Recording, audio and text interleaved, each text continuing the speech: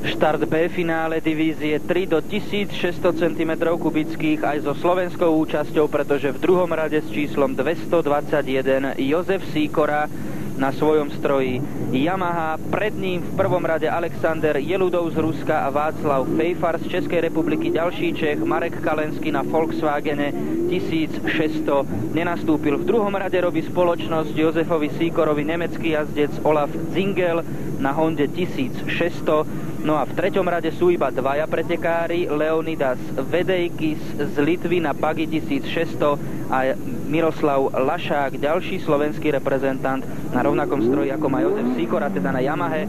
Romuldas Vitkus z Litvy nenastúpil, podobne do štvrtého radu ani dvaja slovenskí reprezentanti, Igor Babulic na Volkswagene Golf a Ján Kurtulik na Fiat 1600 neštartovali už ani vo svojich tretích rozjazdách a kvôli poruchám a problémom so svojím vozidlom sa nepredstavujú ani v B finále. Aj prví dvaja pretekári v tomto B finále si zabezpečia účasť v elitnej spoločnosti najvyššej desiatky tretej divízie do 1600 cm3. Aj tu sa môžeme tešiť na súboj tých najlepších z celkového poradia tohtoročných majstrovstiev Európy.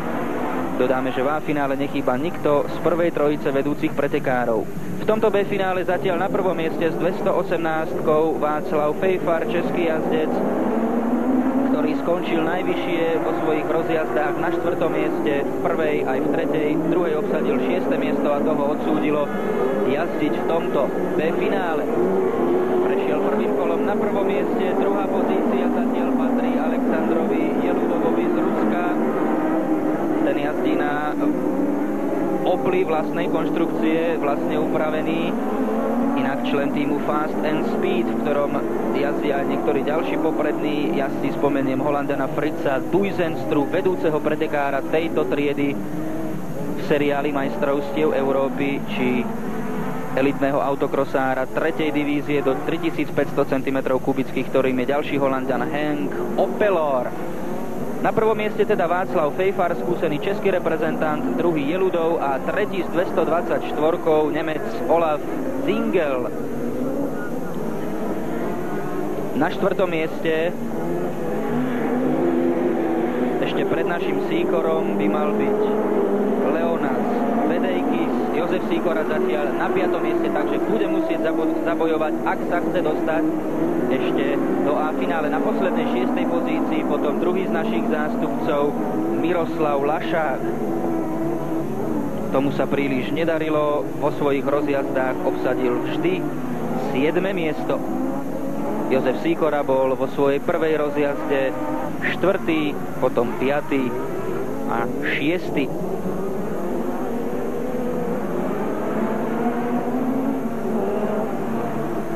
Ešte 4 kolá do cieľa na vedúcej pozícii. Stále vidíme Václava Fejfara,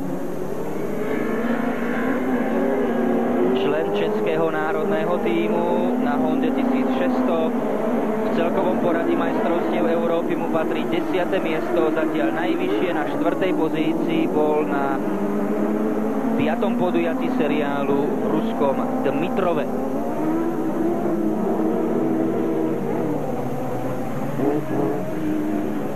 Druhý teda Alexander Jeludov mal by postúpiť do A finále, veď v celkovej klasifikácii majstrovstiev Európy je na 7. mieste, pričom najvyššie bolo v Novej Pake na 5. priečke. Ešte 3 kola do cieľa, stále prvý Fejfar, Jeludov, tuhý súboj spolu s Olafom Zingelom z Nemecka. Za ním potom Vedejkis z Litvy a dvaja naši, Jozef Sýkora a Miroslav Lašák, ktorý už výrazne zaostáva, ešte neprešiel cieľom 4. okruhu. To je Jozef Sýkora, tretí muž celkového poradia majstrovstiev Slovenska. Tie budú mať vo svojom seriáli už len jedno jediné podujatie v Brezanov. A tu vedúci Václav Fejfar.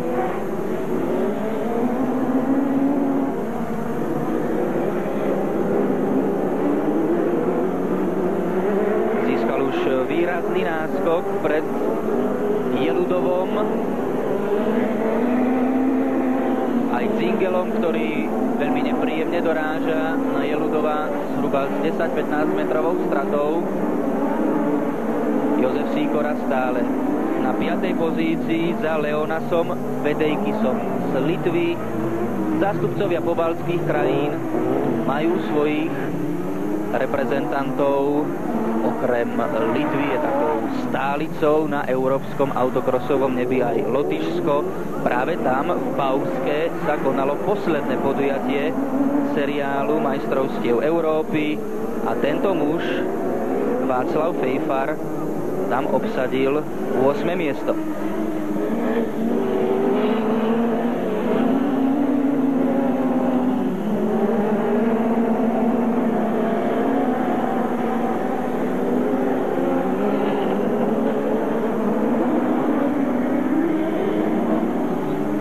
Václav Fejfar patrí medzi mimoriadne skúsených pretekárov. Ešte si pamätám tú slávnu českú autokrosovú generáciu prvej a druhej polovice 80.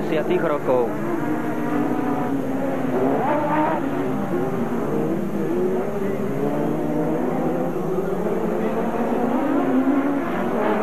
O malú chvíľu teda víťazný cieľ pre Václava Fejfara. Na druhom mieste Jeludov z Ruska na voze Fast and Speed Opel.